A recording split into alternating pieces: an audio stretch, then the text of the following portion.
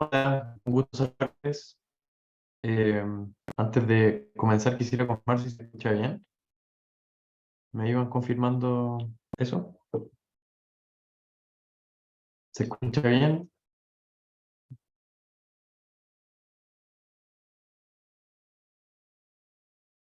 ¿Sí? ¿Sí? Perfecto. Bien. Bueno, primero que todo, agradecido a Dios por estar acá con ustedes. Eh, es primera vez que participo en este tipo de culto, así que no conozco muy la dinámica. Y les voy a proponer un formato para que la llevemos a cabo. Así que si ustedes quieren participar, siéntanse bienvenidos. Mi estilo, digamos, de charla cuando me toca compartir algunas ideas, normalmente es más bien participativo, así que quien quiera participar, comentar o algo, puede verse, o sea, está invitado a hacerlo. Y vamos a apoyar la conversación de hoy con un PowerPoint que nos va a hacer más, digamos, el momento. Eh, bueno, mi especialización viene principalmente dada por temas vinculados al mundo de los negocios, pero tengo mucha fascinación por la teología y me gusta también la filosofía y pienso que es algo que hemos olvidado en el siglo XXI. Entiendo que muchos de ustedes están vinculados a la medicina y era muy común que los médicos en la antigüedad fueran personas que estudiaban también de filosofía y también de teología. La mayor cantidad, digamos, de descubrimientos que se desarrollan en la época del iluminismo vienen relativos a eso, a esa curiosidad que tenían personas de diferentes especialidades y que estaban dispuestos a transitar entre las ciencias más biológicas o incluso matemáticas, pero también en las ciencias sociales. Y es algo que en esta época se ha perdido mucho, porque el nivel de especialización ha tendido más bien a centrarse en pequeños detalles y cada vez las especializaciones son mayores en ese ámbito, buscando entender las partes en mucha precisión, pero con poco tiempo para entender el todo. Y creo que ahí hay una oportunidad muy interesante de dividir, de filosofar también respecto de la unidad de las cosas, de la sincronía de los eventos o de los sistemas. Y bueno, Dios nos hizo de una en la que muchos sistemas interactúan y eso no ocurre solamente dentro del cuerpo, sino que también en relación a cómo se desenvuelven las sociedades, los países, la interacción económica, política, entre otras cosas. Y en ese contexto, no sé a quién le resultará conocida esta frase, pero sí los invito de nuevo a participar. Quienes quieran pueden activar su micrófono y comentar, no hay ningún problema, al revés, va a ser muy bienvenido de mi parte para no sentir que le estoy a un espejo. Así que, bueno, no sé si he escuchado hablar de la mano invisible. Es un concepto muy famoso dentro de la filosofía moderna y especialmente en el mundo económico. Así que no sé si alguno de ustedes ha escuchado alguna vez. Si es que hay alguien que lo haya escuchado, me puede comentar o puede levantar la mano o como quieran, digamos, en Zoom. Eh, o derechamente es nuevo. A lo mejor es un concepto nuevo para todos ustedes, no lo sé. Eh, Así que voy a estar ahí atento por si alguien comenta con el chat. Pero es un concepto muy antiguo. Este es un concepto que viene bueno, ahora lo vamos a ver en la presentación. Voy a compartir algunas diapositivas con ustedes que creo que pueden ayudar a explicar. Eh, bueno, esta es otra pregunta, parte del quiz. ¿Le resulta familiar esta bandera? Pueden escribir en el chat o pueden activar el micrófono. ¿Alguien sabe de dónde es esta bandera? ¿De qué país? Por ahí al fin logré sacar una respuesta. Alguien puso no. Ya, hay dos. ¿Le resulta conocido? ¿No le suena de dónde puede ser?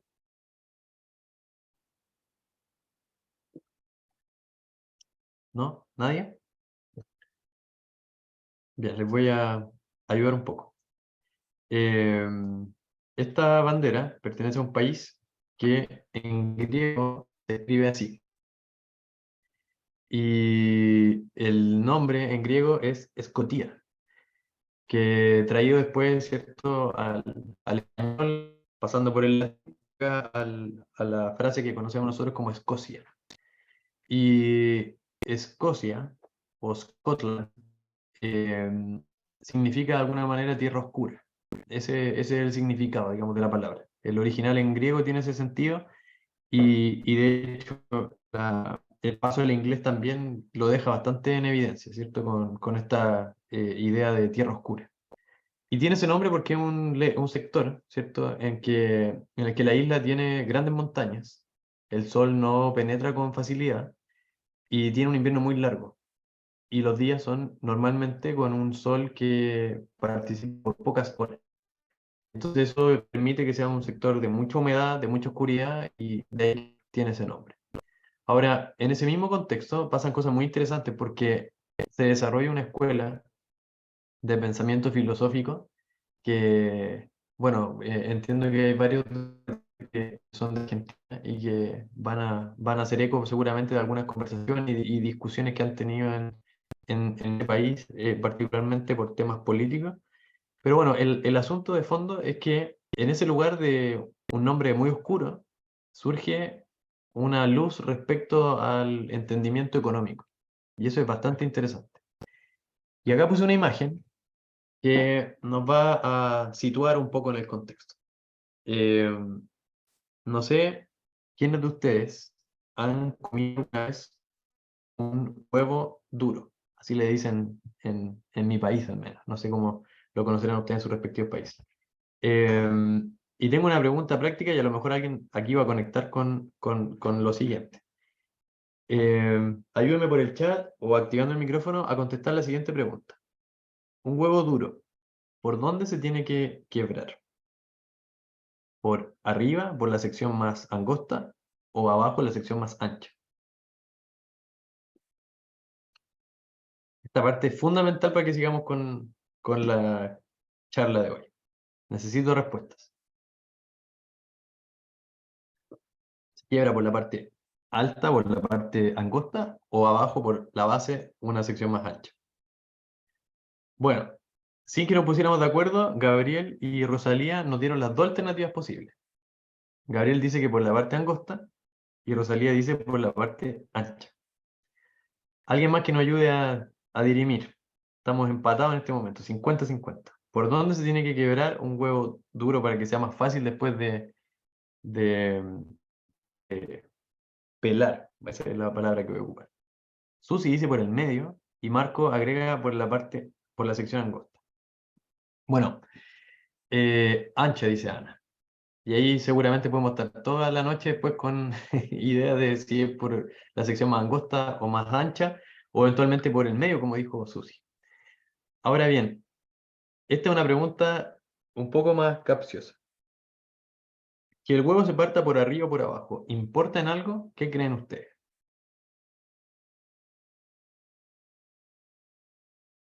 Aparecieron varios diciendo ahora que partirían el huevo por el medio. Claudia dice que no, cree que no importa. ¿Alguien más que nos quiera compartir su opinión? ¿Importa romperlo por arriba, por abajo, por el medio? ¿Tiene algún sentido o no? ¿Qué creen? No importa por dónde se rompa, dice Dani. Bien, están participando un poco más. Eso, me gusta eso, que empecemos a compartir. Claudia dice, igual me lo voy a comer. Bien. Por el medio dice Valeria, después Ingrid dice, sí importa, y Graciela dice, no importa. El fin justifica el medio. Bien, ahí una idea un poco maquiavélica. María Valentina dice por arriba. Y lo mejor sería comerlo, dice Susi. Bueno, ahí vamos a tener varias ideas al respecto. Ahora, no sé si a alguien le resultó conocida esta figura. Esta figura es de una sátira muy famosa que escribió Jonathan Swift, por ahí por el siglo XVIII, si no mal recuerdo. Y esta sátira hacía referencia a católicos y protestantes.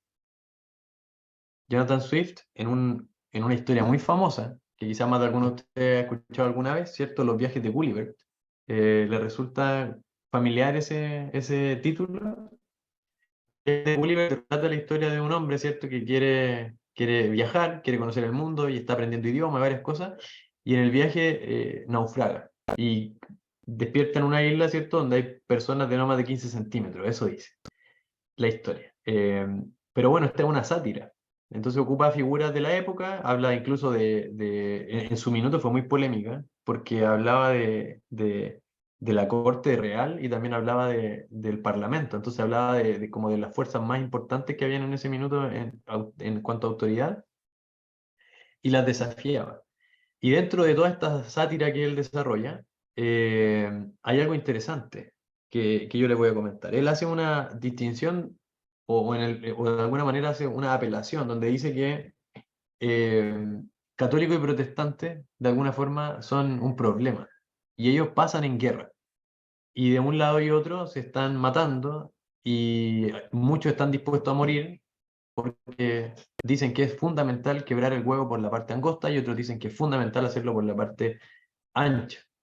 Es tal la diferencia que han estado dispuestos a matarse entre ellos, a perseguirse unos a otros, a escapar de un país para vivir en otro país, etcétera, etcétera, a propósito de esta discrepancia. Entonces, bueno, eso hace referencia a la historia que yo ahora les comento, que es los viajes de Gulliver, ¿cierto? Del siglo XVIII. Y bueno, esa es una imagen que seguramente ustedes pueden haber visto alguna vez en algún libro, una imagen súper famosa relativa a esa historia. Pero en tiempos un poco anteriores, hablando ya del siglo XVI, nos encontramos con que esto efectivamente ocurrió. Hubo una persecución de los católicos hacia los protestantes. Después de los protestantes también hubo varios desafíos hacia los católicos. Hay hitos históricos fuertes, ¿cierto? Como la matanza de San Bartolomé, que es un momento en el que gobernantes católicos masacran literalmente a los protestantes de Francia con una, digamos, preparación y coordinación muy, muy sofisticada que, que lleva al punto tal que relata Elena White en El conflicto de los siglos de decir que por las calles parecían ríos de sangre, ¿cierto? Esa tremenda matanza. Bueno, eso a propósito de algún texto base, ¿cierto? Que funda el protestantismo y del cual se desarrolla después toda una teología muy profunda, donde en Romanos 1:17 propone, ¿cierto? Una frase que ha guiado a la confusión, a la destrucción, a la polémica, y etcétera, etcétera, con esta famosa frase de Habacuc, ¿cierto? Que dice, mas el justo por la fe vivirá. Y nosotros podríamos pensar que en realidad no es tan relevante si el huevo se quiebra por arriba o por abajo, pero una coma puede hacer la diferencia.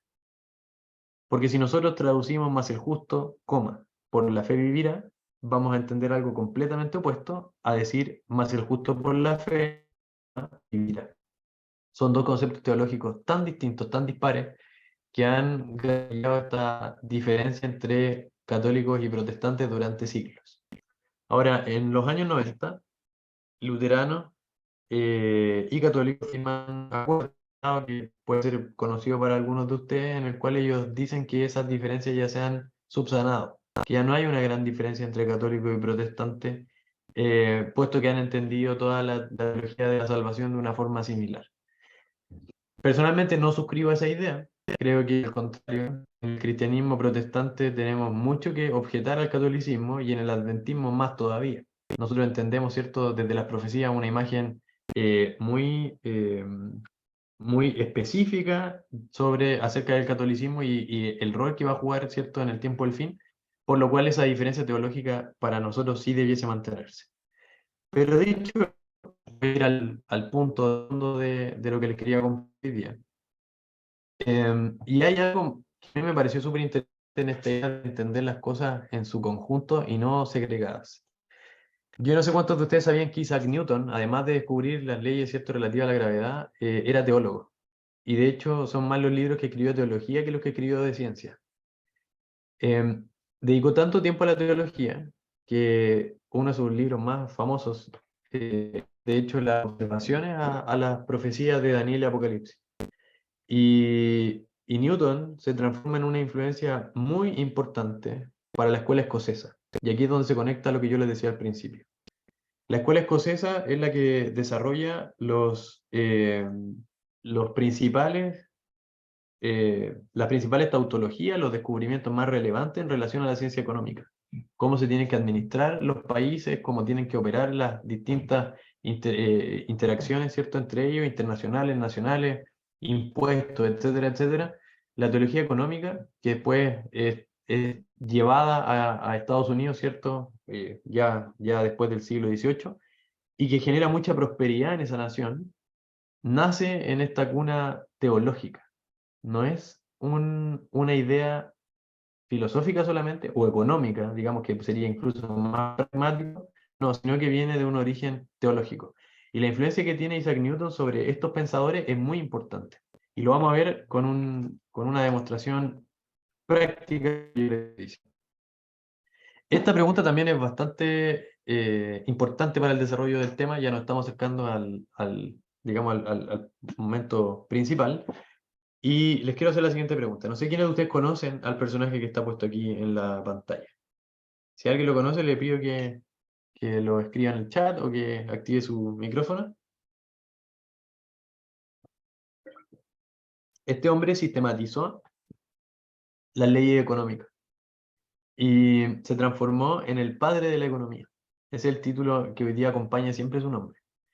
Eh, Fue un hombre que tuvo una influencia, por supuesto, muy importante desde la matemática, la capacidad de registro y capacidad meticulosa de enfrentar, ¿cierto?, el estudio, pero adicionalmente se caracterizó también por una faceta teológica. Además de ser un hombre muy dedicado, ¿cierto?, a la ciencia económica, también tenía una cercanía muy fuerte con la teología. Y sí, es Adam Smith. Como bien por ahí preguntaba Abigail, la persona que aparece en pantalla en este minuto es Adam Smith. Ahora les quiero compartir algunas ideas acerca de él que van a quizás desmitificar los conceptos que a veces se plantean actualmente.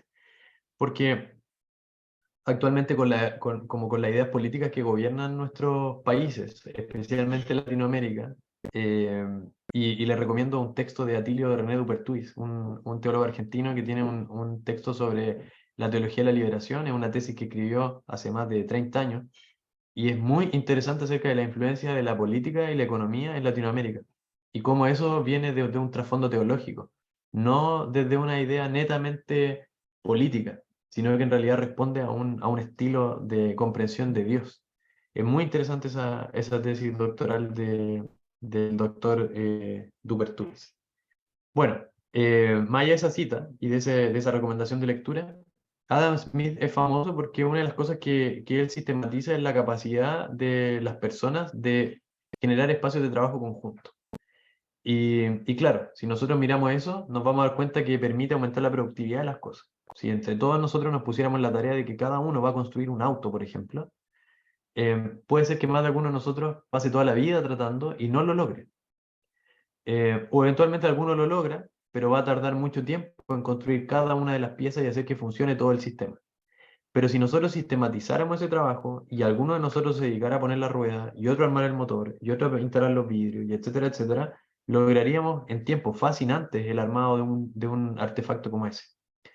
Es tanto lo que se desarrolla la productividad en el tiempo que hoy hay, digamos, circuitos productivos en los cuales en minutos pueden desarrollarse productos de alta complejidad. Y eso tiene que ver, ¿cierto?, con la capacidad de coordinación de cosas. Entonces, Adam Smith, una de las primeras cosas que hace es un estudio en el cual comienza a investigar acerca de los materiales en los distintos países y los precios de estos materiales en los distintos países. Se encuentra con que el precio del trigo no es el mismo en todos los países. El precio digamos, minerales no es el mismo en todos los países. Y adicionalmente también entiende que hay interacción necesaria. Hay países que pueden vender cobre, otros que pueden vender avena, otros que pueden vender uvas, y etcétera, etcétera. Y esa interacción es saludable para las distintas economías y les permite mejorar su productividad. Puesto que aquellos que tenían, por ejemplo, gas, podían venderle gas a los que no producían naturalmente ese insumo y de ese modo también mejoraban su productividad. Entonces, bueno, ese es parte, digamos, de el estudio que él hace acerca de la economía. Y de ahí surge una frase muy famosa, que puede ser que alguno de ustedes la ha escuchado, si no, la va a escuchar ahora y lo va a acompañar por muchos años. Y esta frase es que él dice que las personas cuando prefieren dedicarse a alguna actividad, ¿cierto? Voy a parafrasear simplemente para no leer la cita completa, pero cuando deciden dedicarse a algo, lo hacen porque de esa forma están buscando su beneficio propio. Eso es lo que ellos dicen. Adam Smith. Entonces dice, pero eso es como que una mano invisible los conduce, ¿ya? Y este concepto en la actualidad ha sido distorsionado.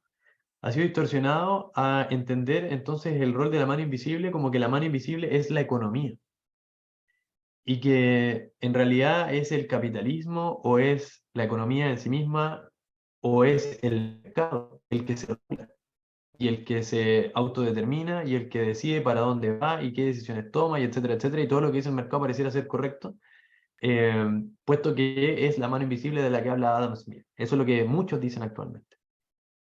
Pero en realidad hay un problema de comprensión de lectura en eso. Porque lo primero que uno debería hacer cuando quiere estudiar a un autor es primero preguntarse, si quiere entender realmente el pensamiento de ese autor, lo primero que tiene que confirmar es que ese autor no haya hablado de ese tema anteriormente o posteriormente y entender en qué sentido se refiere a ese tema.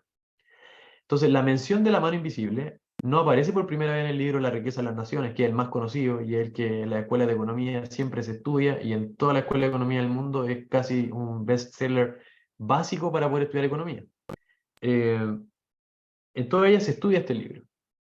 Y esta cita, que es la base de la idea de la mano invisible, pareciera indicar que lo que la mano invisible hace es de alguna forma relacionarse con la búsqueda del beneficio propio. Es decir, una persona en la búsqueda de su beneficio propio, junto con muchas personas haciendo lo mismo, ellos en conjunto parecieran ser esa mano invisible.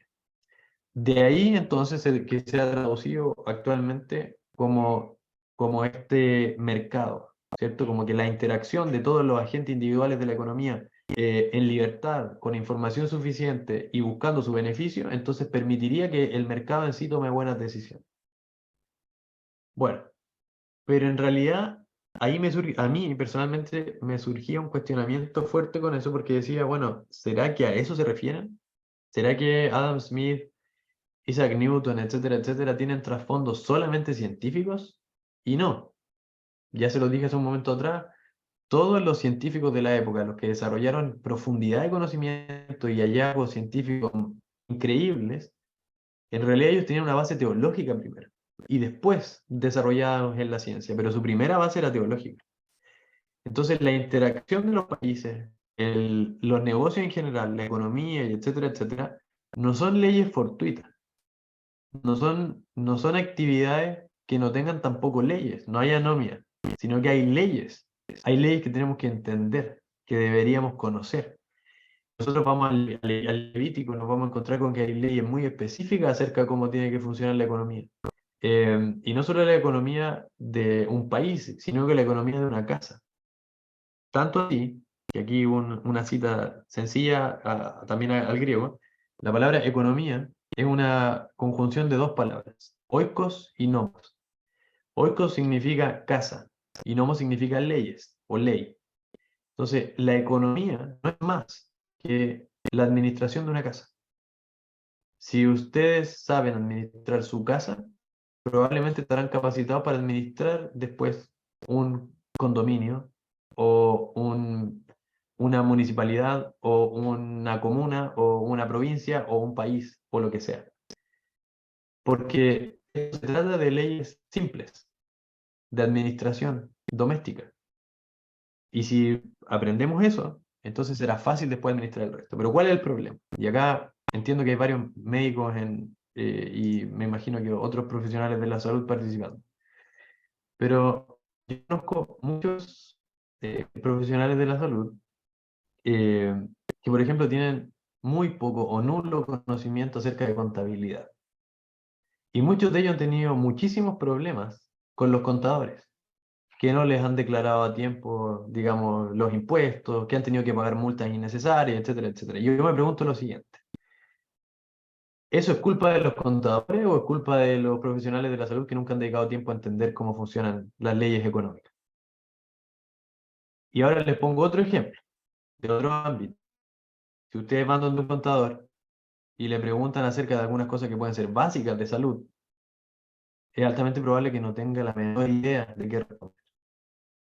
Entonces, a lo que quiero llegar con esto es que en la actualidad nos hemos dedicado tanto a la especialización sobre una temática puntual que hemos perdido de vista el todo. nos hemos hecho expertos en un árbol y hemos olvidado que hay un bosque.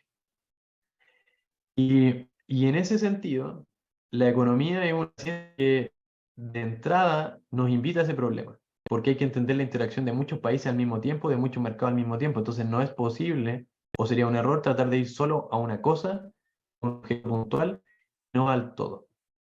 Bueno, Estados Unidos es un país que se caracteriza por aquello, tanto así que llega al otro extremo, la especulación y otras temáticas que han enredado mucho, digamos, a ese país y a su economía en especial en la actualidad. Pero, y aquí estoy acerca Adam Smith, su principal libro no es la riqueza de las naciones, sino que su principal libro y el más importante, el que funda su pensamiento, es la teoría de los sentimientos morales. Ese libro lo escribe antes, además, pero es poco conocido. No fue tan divulgado como pasó con la riqueza de las naciones, que es un libro que, como les decía, todas las escuelas de economía del mundo entero, la teoría de los sentimientos morales no. La teoría de los sentimientos morales se estudia muy poco, y de hecho los que lo estudian normalmente son más bien sociólogos, que tienen poca cercanía con las matemáticas, y tienen poca opinión después en el mundo económico. Pero bueno, lo interesante que tiene este libro es que acá aparece la primera cita de la mano invisible.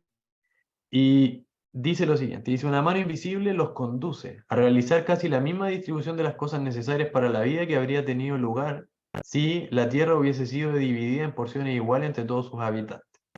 Sin saberlo.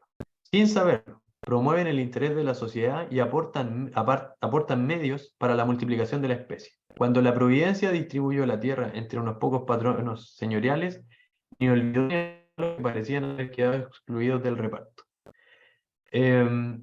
En la teoría de los sentimientos morales, ustedes podrían notar que la mención de la mano invisible no tiene que ver con el mercado, no directamente, tiene que ver con individuos, pero dice que esos individuos son gobernados por una mano invisible, y esa mano invisible la caracteriza como la providencia, refiriéndose a Dios, una forma, digamos, muy común en la época en la que se refería a Dios.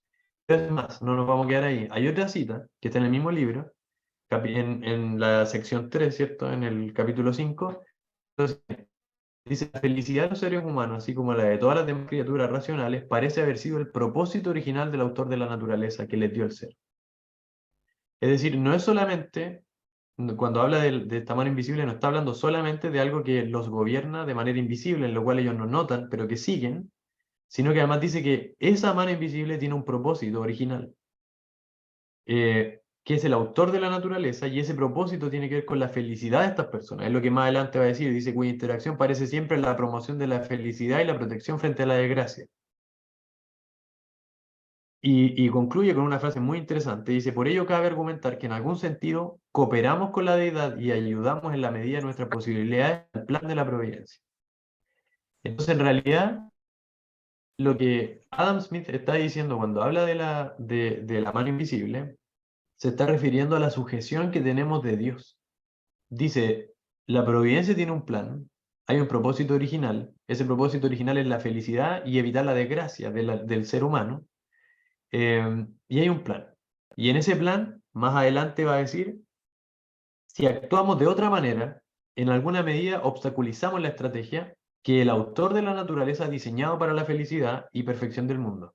Y en alguna medida nos declaramos, por así decirlo, enemigos de Dios. Entonces, el concepto de la mano invisible de Adam Smith es completamente teológico, como ustedes pueden ver aquí.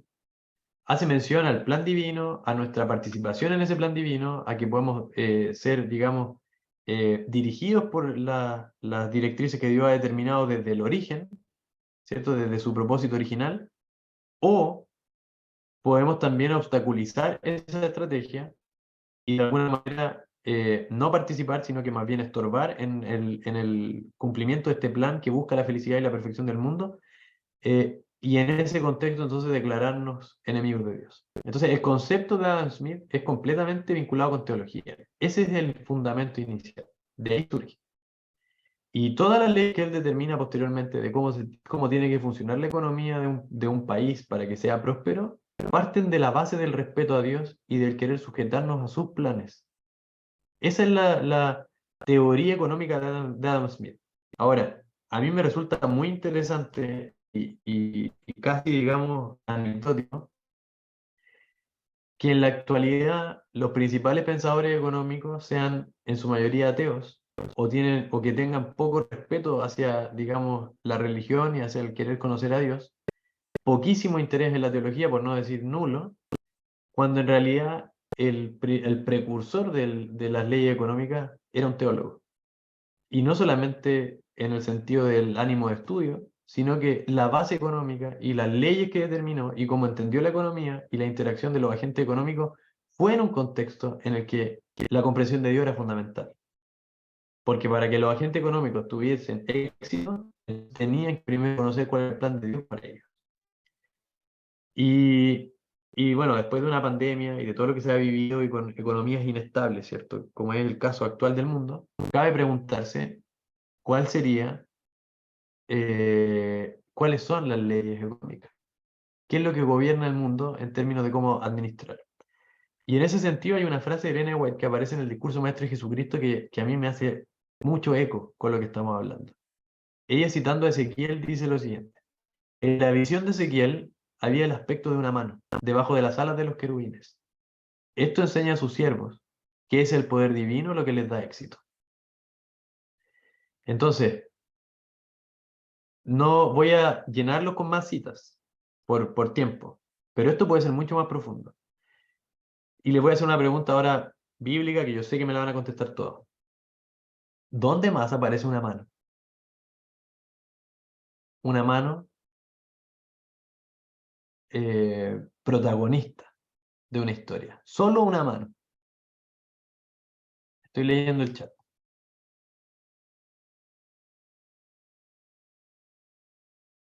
¿Dónde aparece una mano en la Biblia? Susi dice en Daniel. Godfrey dice Dan. Después Nayara dice la historia de Elías. Ana dice los mandamientos.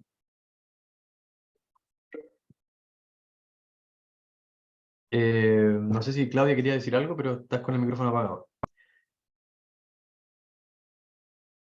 Después, en el Éxodo dice por ahí Ingrid.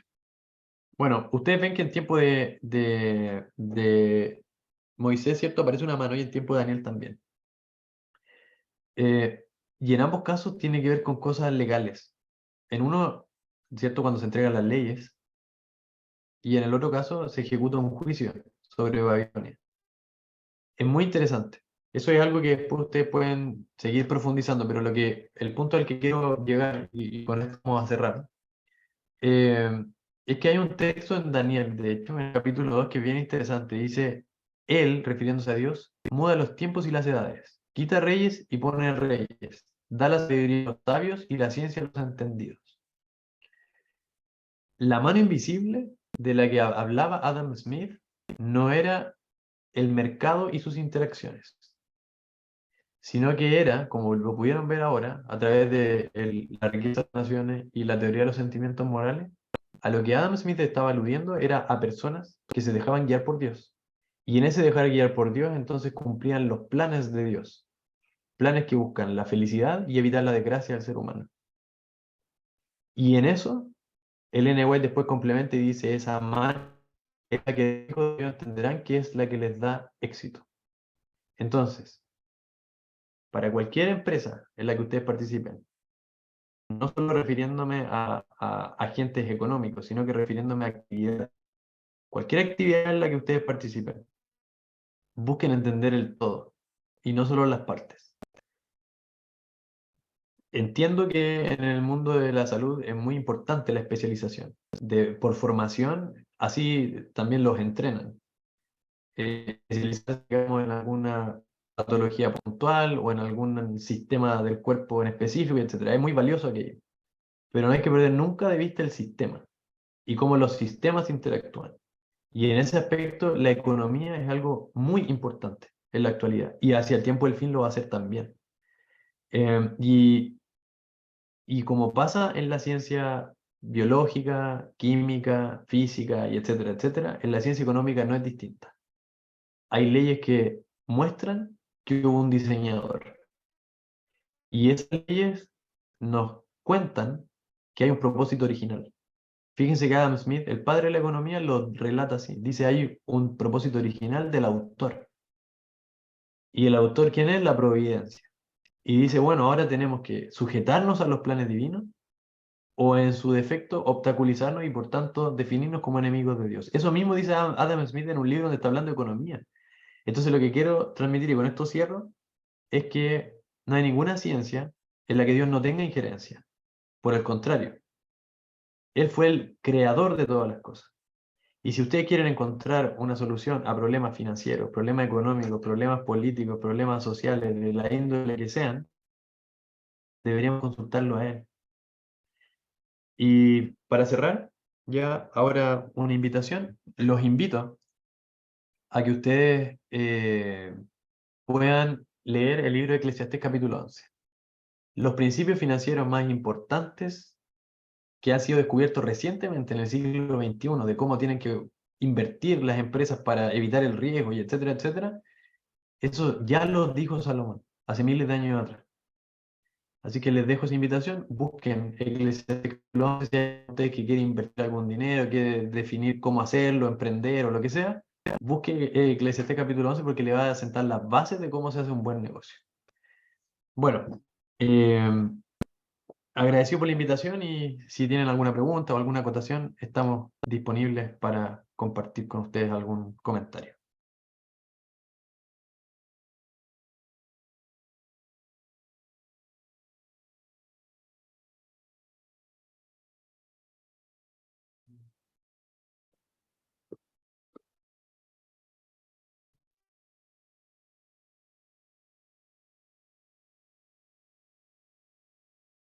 ¿Viene algún anfitrión o algo ahora?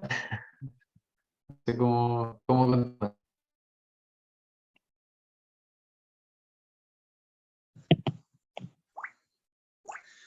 Muy bien. De verdad fue un tema bastante interesante. ¿Me escuchan? ¿Se escucha? De verdad, pues, agradecemos por ese tema tan importante. Bueno, más que todo hoy día en lo que es la parte de la economía mundial, ¿no? Creo que hay unas preguntas allí, algunos están comentando todavía, aunque ya Sí, vamos por a ahí pasar. alguien dice, eh, ¿qué pasa con la globalización y la economía mundial? Bueno, una pregunta bien amplia, bien global. No sé si quisieras quizá especificar un poco más, Godfrey, ¿a qué te refieres? Después Susi dice, maravilloso Dios nuestro que está al control de todo, y sí, yo creo que ese es de hecho el resumen del tema. El resumen es que Dios está al control de todo. Eso es. Y eso es lo que entendió Adam Smith y después lo llevó a leyes económicas. Entonces, cada uno de nosotros, en alguna ciencia o en algún arte incluso, podría entender que la música está determinada digamos, cómo Dios ordenó patrones y tiene patrones matemáticos y etcétera. Y ustedes ven el cuerpo humano y pasa lo mismo. Y se dan cuenta en la naturaleza, cómo crecen los árboles, etcétera, pasa lo mismo. Todo deja estela de que hubo alguien que pasó por ahí. Mi pregunta en cuanto a la globalización y la economía mundial es el final, evidentemente, terminamos con este tema de la globalización, es decir, todo va a ser igual en el mundo entero, todo va a tener las mismas leyes para el mundo entero. Entonces, ¿qué pasa con nuestra economía?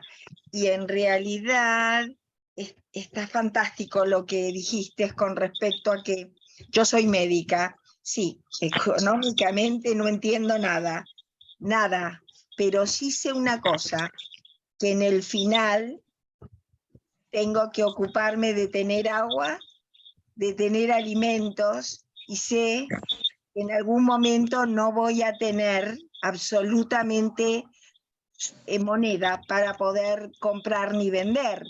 Y bueno, esto es lo más importante, ¿no? Para nosotros. No cabe duda que estamos en el final de la historia de la humanidad. Y la globalización va a hacer que nosotros tengamos dificultades minuciosamente, ¿no? Es decir, despacito vamos a ver cómo se nos cierran los círculos para poder tener como si fuera algo más chico, más chico, más chico, hasta que realmente, bueno, tengamos que vivir con lo mínimo indispensable, pero teniendo comida y agua. Pienso Excelente. Bueno, muy buen tema. Los administradores ya me están pidiendo pasar a la parte siguiente.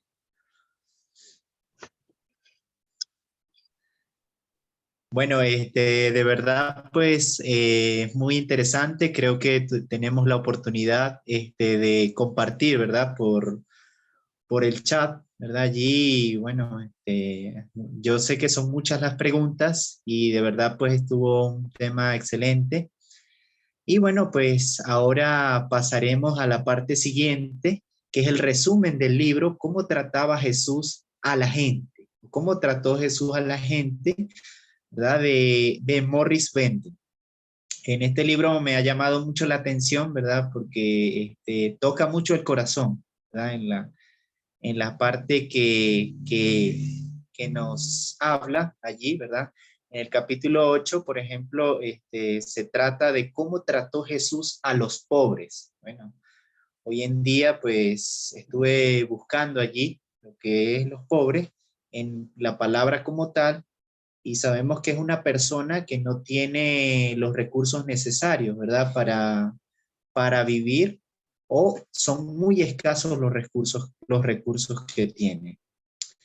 Y bueno, en este libro, en el capítulo 8, comienza relatándose el escritor, un amigo pastor del escritor, quien viajaba con su hijo de 10 años de edad por las calurosas carreteras de California. Bueno, se pararon a comprar un helado. Él le da una moneda, ¿verdad?, de 10 centavos a su hijo, y él se baja a la heladería y, bueno, se dirige a comprar el cono de helado, mientras que este pastor esperaba que su hijo regresara.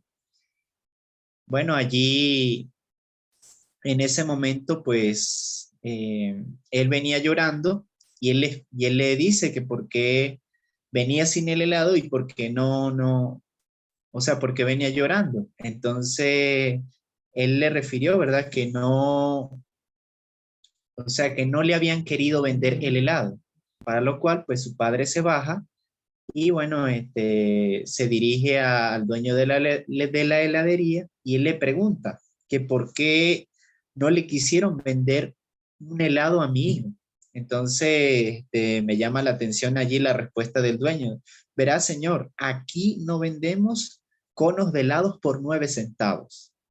En ese momento, como era pastor, él entendió, ¿verdad?, que su hijo de 10 años de edad, en el recorrido del auto a la heladería, ya le había dedicado al Señor su diezmo de la moneda de 10 centavos. Imagínense, ya le había dedicado a Dios su diezmo. Entonces, en ese momento, pues el padre le comienza a explicar al dueño del negocio, ¿verdad? Se disculpó y le explicó, a lo que, bueno, este hombre, a la final de las preguntas, él le dice, bueno, le pregunta al niño, ¿es eso lo que haces con el otro centavo que te queda? O sea, él quedó sorprendido, ¿verdad? Con lo que este niño, la fidelidad que ese niño tenía. ¿Ves? Entonces, más adelante, pues nosotros sabemos, allí en el libro explica que, por ejemplo, si nosotros ganamos $2,000 durante un mes, pagar $200 de diezmo y, bueno, unos $5 de ofrenda, ¿verdad? También está el caso de otras personas con otra posición económica que ganan $10,000 mensuales. Y bueno, en ese momento, pues el diezmo sería $1,000 mensual. Entonces, o sea, digamos de diezmo. y puede dar $25 de ofrenda, bueno, según lo que corresponda. Entonces, bueno, a la final, pues, está otros ejemplos con el estudiante que simplemente da 25 centavos de diezmo, ¿verdad? Entonces vemos allí que aún este niño que dio 1 centavo de diezmo está dando lo mismo que aquel que dio $1000 de diezmo. Entonces vemos la justicia de Dios revelada en el porcentaje, ¿verdad? En lo que se debía dar. Entonces, bueno, dice que es posible que comprendamos mal la historia de la viuda. O sea, no debemos dar todo a la iglesia porque Jesús no nos dice eso ni nos pide eso, ¿verdad? Entonces, bueno, en ese momento, pues, o sea, nosotros vemos algunos ejemplos allí. Abraham era rico y él tenía riquezas y él fue aprobado para con Dios. Tenemos otros ejemplos bíblicos que tuvieron allí, que fue Job, David y Salomón. Entonces, bueno, allí tenemos esos ejemplos de que no debemos dar todo, sino que nos debemos quedar con una parte, o sea, que es la base con la cual podemos tener más dinero. Eso es lo que nos está explicando allí. Es más, David lo dijo en un salmo, ¿verdad? Lo explicó en el Salmo 62:10, dice, si aumentan las riquezas, no pongáis el corazón en ellas. Entonces me llama la atención. Otro de los casos que se explica en el libro es la historia del rico insensato, que nosotros sabemos, bueno, allí en el libro de Lucas, capítulo 12, versículo 16 al 21, nosotros, si lo leemos detenidamente, es una parábola que nos da mucho a entender acerca de este tema. Por ejemplo, dice que la heredad de un hombre había producido mucho y él pensaba dentro de sí diciendo, ¿qué haré? Porque no tengo dónde guardar mis frutos. Y dijo, esto haré, derribaré mis graneros y los edificaré mayores. Y allí guardaré todos mis frutos y mis bienes. Y diré a mi alma, alma, muchos bienes tienes muchos bienes tienes, ¿verdad? Entonces, bueno, a lo final el Señor le dijo, necio. Entonces, en ese momento me llama la atención porque el escritor agrega un comentario de sí, eres un necio hombre, has olvidado quién tiene tu corazón latiendo. Has olvidado quién es el verdadero dueño de los frutos. Has ganado muchas cosas, pero Él es el dueño, o sea, Dios es el dueño de todo. Y es más, la parte final del versículo dice, esta noche vienen a pedir tu alma y lo que has provisto, ¿de quién será? Así que, o sea, por tanto debemos hacer tesoros en los cielos, ¿verdad? Para con Dios. Es lo que nos enseña esta parábola. Es más, me llama la atención porque compara lo que es la viuda con el rico insensato. La viuda dio todo y el rico insensato se quedó con todo. Pero la diferencia está, ¿verdad? En cómo la viuda tenía su mirada en las riquezas eternas. Bueno, otros comentarios ya para finalizar. Me llama la atención porque lo que la viuda dio fue de inmenso valor para Jesús, ¿verdad? Así que lo que nosotros demos, por poco que sea, es de inmenso valor para Jesús. Bueno, se dice que las mujeres eran de segunda clase en los días de Jesús, ¿verdad? Y aparte, cuando una mujer había perdido a su compañero, ¿verdad? Prácticamente perdía su estatus ante la sociedad. Entonces, allí vemos el gran ejemplo de la viuda, cómo Dios lo exaltó. Y es más, allí vemos que la viuda, o sea, no se recuerda las grandes riquezas que los fariseos daban. ¿Qué fue lo que resaltó la historia? Aquellas 2 pequeñas blancas que esa viuda dio y cambió muchas cosas en la perspectiva humana. Entonces, allí dice, en este relato podemos ver el terreno que se empareja en la cruz, ¿verdad? O sea, en la cruz es donde nos vemos que todos somos iguales ante Dios. Entonces me llamó la atención esa parte. Entonces, para finalizar, ella dijo, ella dio por amor. El rasgo distintivo que marcó la diferencia es el amor de Jesús, ¿ves? Y que mide nuestra dadivosidad grande o pequeña a los ojos del cielo. Así que bueno, mis queridos amigos, de verdad, pues este libro me llamó mucho la atención porque de verdad Jesús trató a los pobres de una manera diferente. Y ojalá que nosotros podamos también tener la misma actitud que Jesús para con estas personas. Dice, nuestra dadivosidad debe ser la respuesta a un reflejo del don de Jesús. Y termina con este versículo el llamado. Porque ya conocéis la gracia de nuestro Señor Jesucristo, que por amor a vosotros se hizo pobre, siendo rico, para que vosotros con su pobreza fuisteis enriquecidos. Así que, mis queridos hermanos, pues el Señor Jesús vino de allá, del cielo, dejó todo para que nosotros podamos tener la posibilidad de la riqueza eterna.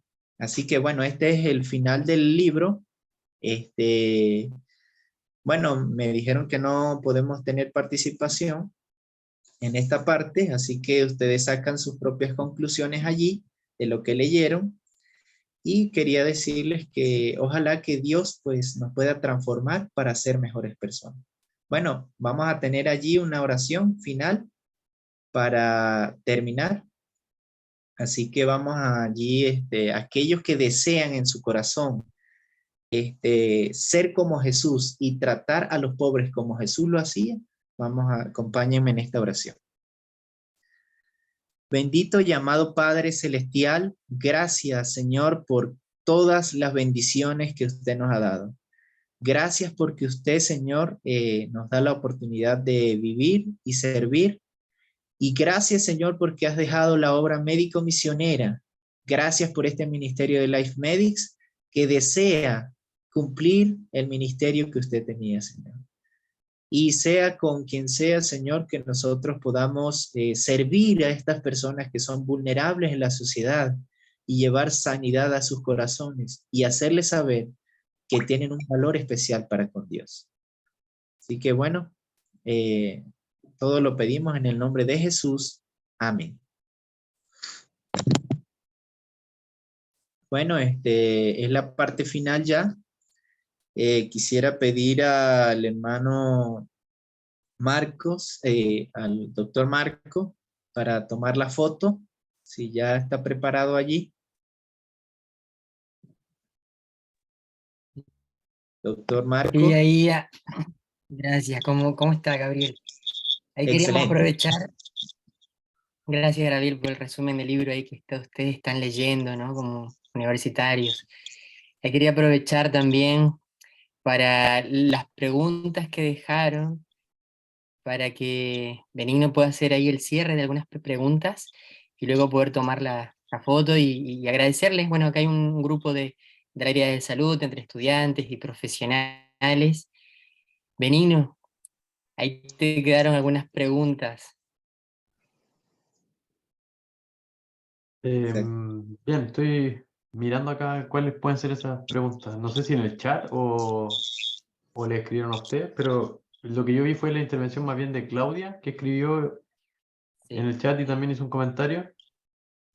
Y bueno, sobre lo que ella comentaba de la globalización, ¿cierto? Que es como, es principalmente lo que recuerdo.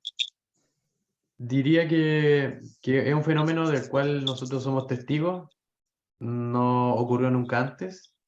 Las civilizaciones anteriores tuvieron algunos momentos puntuales donde Roma, por ejemplo, logró conquistar mucho territorio al mismo tiempo, eh, pero nunca existió el nivel de conexión que hay hoy.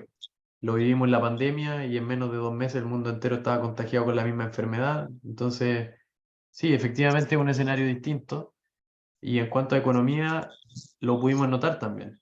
Todos los países se vieron afectados por el alza del transporte, el alza del petróleo, al punto tal de que los costos de contenedores aumentaron por 10 y 11 veces en un periodo de 2 meses. el dólar subió en muchos países de forma muy agresiva, así que efectivamente son escenarios que todavía no han terminado de desarrollarse. Estos años, estas décadas, probablemente en unos años más van a ser conocidos como los años de la pandemia, porque si bien ya concluyó la crisis epidemiológica, los efectos económicos, sociales, políticos aún están ahí. Hay muchos países que todavía están siendo golpeados por personas que viven en la calle o que no tienen acceso a salud o a vivienda o comida, etcétera. Son realidades que hoy día están más presentes que antes.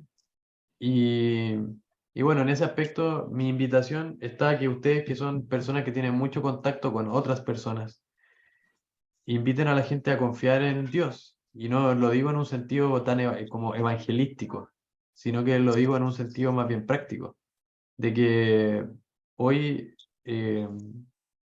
las personas en general están buscando soluciones. Y a veces nosotros como cristianos nos preocupamos mucho de nuestras soluciones para nosotros, pero dedicamos poco tiempo a pensar soluciones para los demás.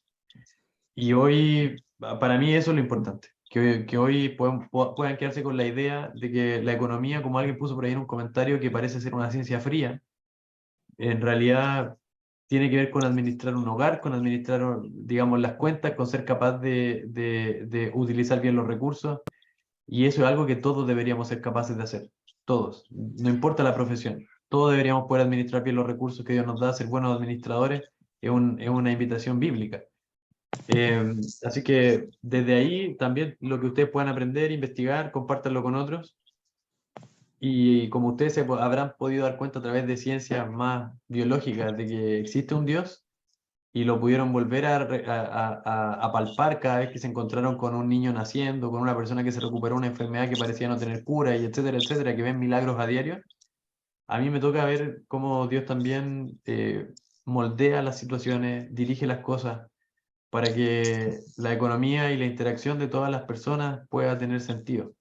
Eso es algo maravilloso y bueno, desde una ciencia tan fría como en la que a mí me toca participar, la mano de Dios está visible.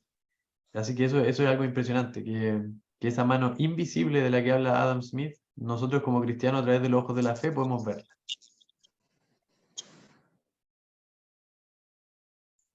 Excelente. Gracias, muchas gracias. Muchas gracias, Gabriel, a todos que los puedo ver, a Claudia. ¿Qué les parece si prendemos las cámaras? Y ahí los chicos quieren recordar esto con fotos. Y también, para que Benigno pueda conocerlos, hay de todos los países acá también. Así que aprovechen este momento. Voy a ir tomando las fotos y bueno, normalmente hacen una reacción, ¿no? Eso es lo que hacen los chicos. Así que va, 1, 2 y 3. Y ahora voy a ir por la página, parte 2. Hola Lady, Carlitos, Ingrid. Muchos chicos del área de medicina ya se han recibido, como Godfrey, María Valentina. Así que también damos gracias a Dios por este momento, que ellos ya están empezando una nueva etapa. Bueno, pueden prender sus micrófonos, ahí despedirse, ya, y poder darle las gracias a Benigno por el tiempo que nos ha otorgado.